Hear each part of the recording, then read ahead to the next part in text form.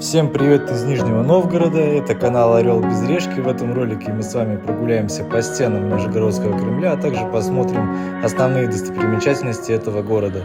Подписывайтесь на канал, ставьте лайк, напишите комментарий к этому видео, чтобы алгоритмы YouTube выдвинули его в топ, а мы начинаем. Нижегородский Кремль — это главная достопримечательность города, построена как оборонительное сооружение в начале 15 века для защиты восточных рубежей Москвы и всего русского государства.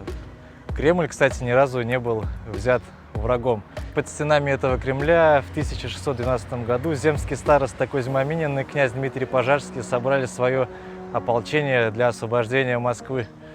Это Никольская башня, названа так, потому что здесь по соседству находилась церковь Николая Чудотворца. Сейчас здесь маленькая часовня.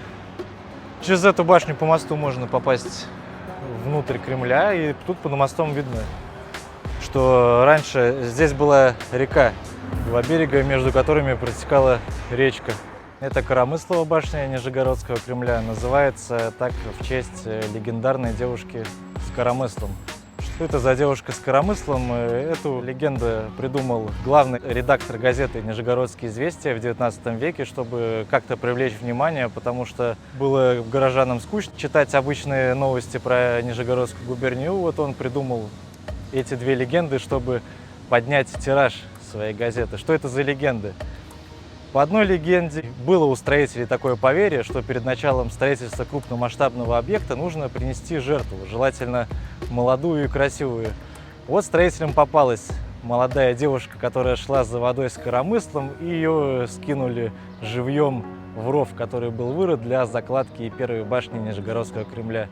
По другой версии, Нижегородский Кремль был осажден астраханскими татарами. Девушка с коромыслом, которая вступила в неравный бой с татарами, поразила 10 татар, была убита 11-м татарином, но татары испугались, они подумали, что за стенами этого Кремля каждая девушка такая, как эта девушка с коромыслом, и отступили. Это Дмитровская башня или Димитровская башня, названная в честь нижегородского князя Дмитрия Константиновича по одной версии, а по другой версии в честь церкви великомученика Дмитрия Солунского, которая здесь была построена по указу того самого князя Дмитрия Константиновича. Считается самая старая башня Нижегородского Кремля, первое упоминание в XIV веке, но современный облик получила лишь в конце XIX века. Над входом располагается надвратная икона основателя Нижнего Новгорода, князя Юрия Всеволодовича, а также на самой башне изображен герб города. И напротив Дмитровской башни располагается памятник, который увековечивает память, наверное, одного из самых известных и значимых жителей Нижегородской земли, Козьмы Минину. Один из организаторов ополчения, который освободил Москву и всю Россию от поляков и литовцев. По Нижегородскому Кремлю можно походить по стенам, для этого нужно зайти в кассу. Есть три вида билетов. Один билет полный круг с посещением всех экспозиций, стоит 500 рублей. Второй вариант просто полный круг без посещения экспозиции, стоит 300 рублей. И третий вариант можно сделать полукруг за 200 рублей. Также здесь виднеется Спасская колокольня. Это новое сооружение. Вернее, как новая, эта колокольня была еще заложена в начале 18 века, потом в советское время ее разбирали не сразу, а за 5 лет. А в таком виде она здесь появилась всего лишь год назад, в 2021 году, к 800-летию Нижнего Новгорода. Прогуляемся по стенам Нижегородского Кремля.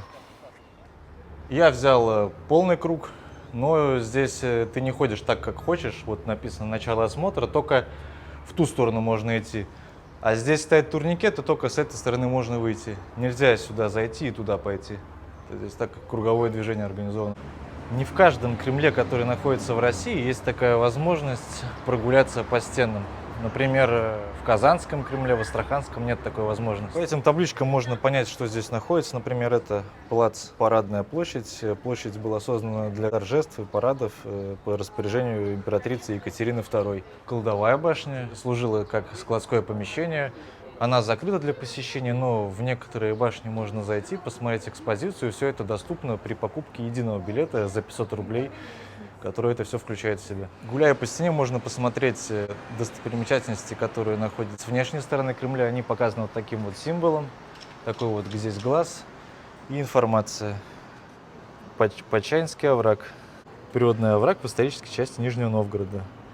На протяжении 200 лет Нижегородский Кремль, потеряв свое оборонное значение, стал рассыпаться и разрушаться. Восстановительные работы начались в советское время, в 1949 году. Тут можно это увидеть. Разницу в кирпичах. Вот это большемерный кирпич дореволюционный, реставрационный кирпич, вот такой вот он маленький. После распада Советского Союза реставрационные работы прекратились, Кремль стал давать трещины. Тогда решили все это возобновить, сделали это не очень качественно, что исказило исторический облик Нижегородского Кремля. В настоящее время восстановлены или сохранились все 13 башен. В некоторых башнях есть не только экспозиция, а еще и смотровые площадки. Например, это Тайницкая башня. Сюда можно забраться и насладиться красивыми видами Нижнего Новгорода. И все это, кстати, входит в стоимость билета. Если вы берете полный круг, то на экспозиции вы попасть не можете, а на такие смотровые вы можно попасть бесплатно. Уже с Кремля открываются узнаваемые виды города: стрелка реки Оки и Волги, собор Александра Невского и стадион футбольный Нижний Новгород, который был построен к чемпионату мира 2018 года. Интересная особенность Нижегородского Кремля, что он имеет большие спуски и подъемы, так сказать, повторяет рельеф местности. Ивановская башня называется так, потому что она находится по соседству с церковью Иоанна Предтечи. Вот она.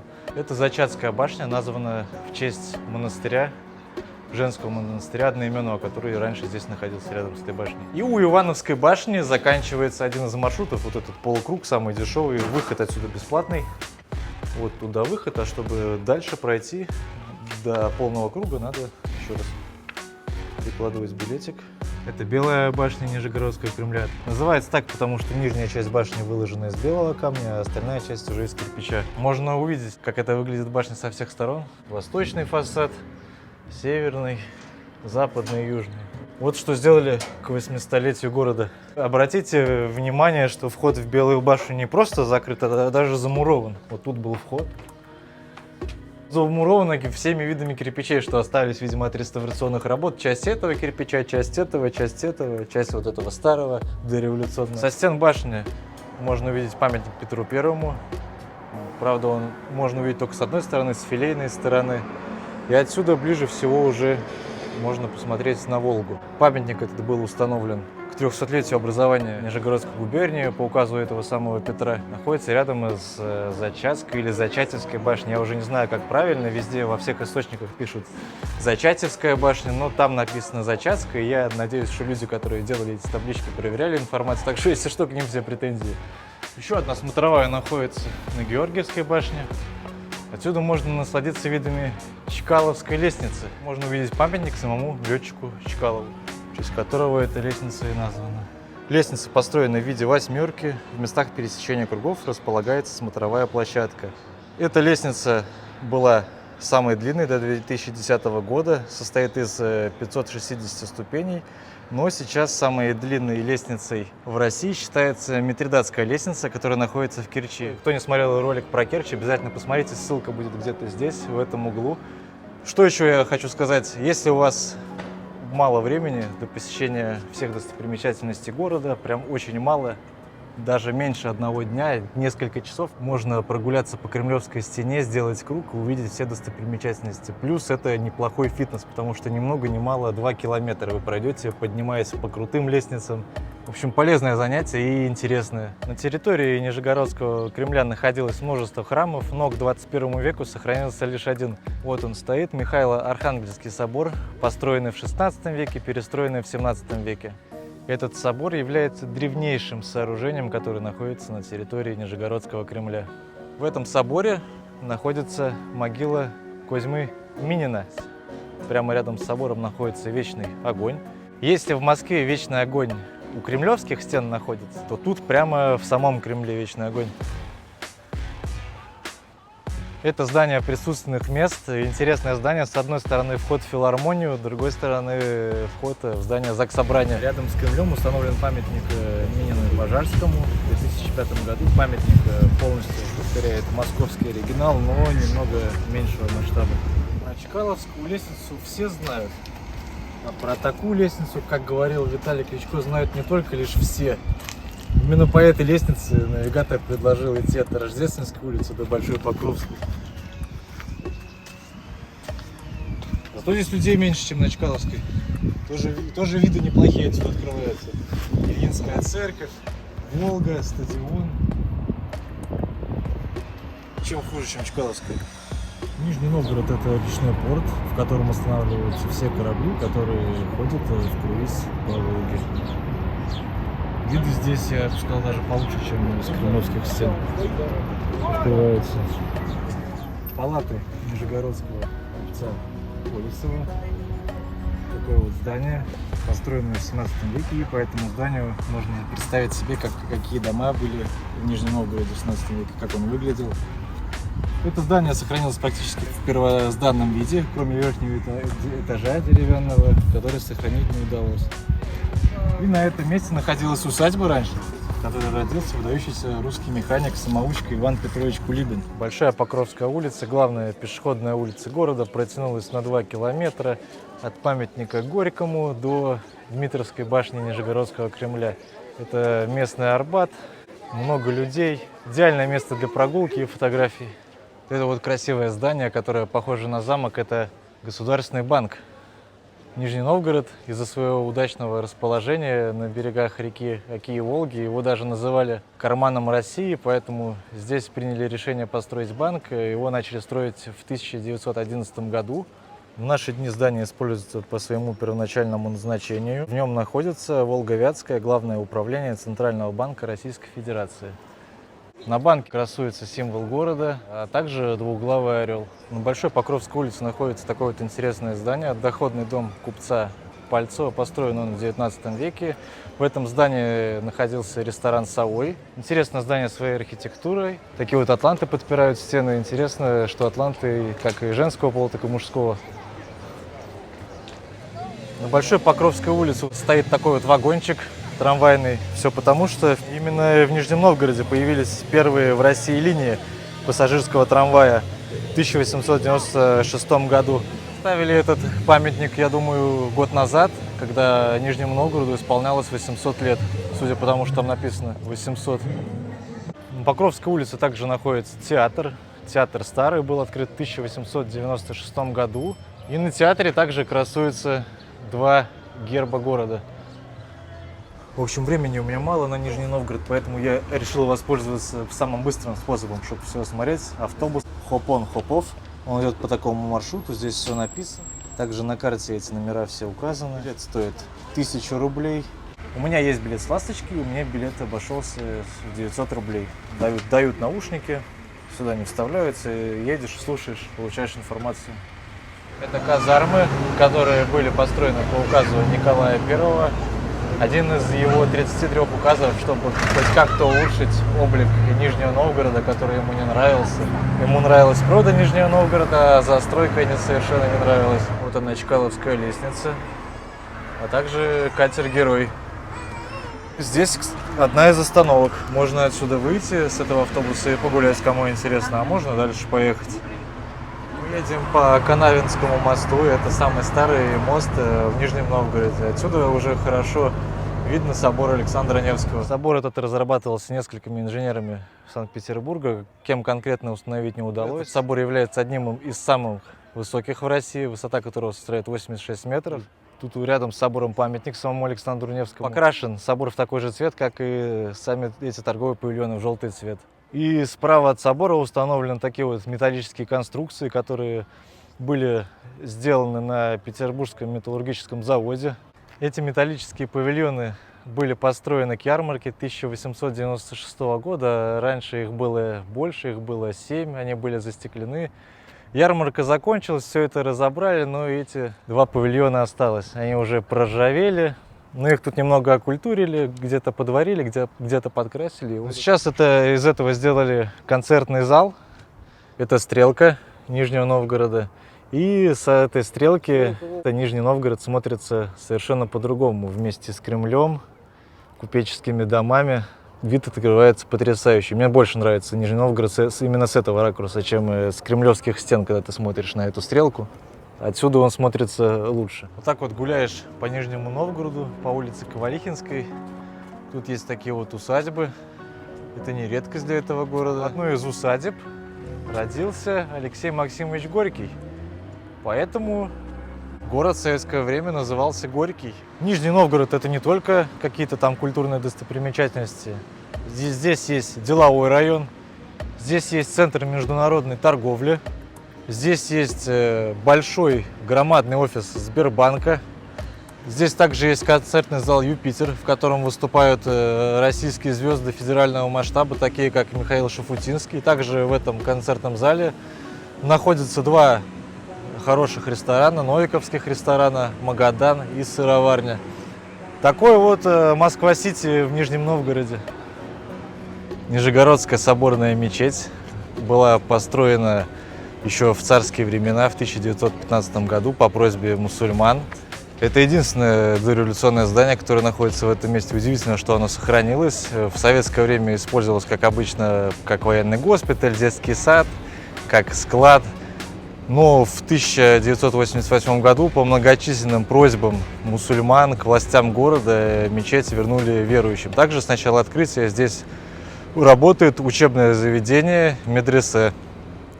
Несмотря на то, что она кажется маленькой, эта мечеть, она может вмещать в себя одновременно 5000 прихожан.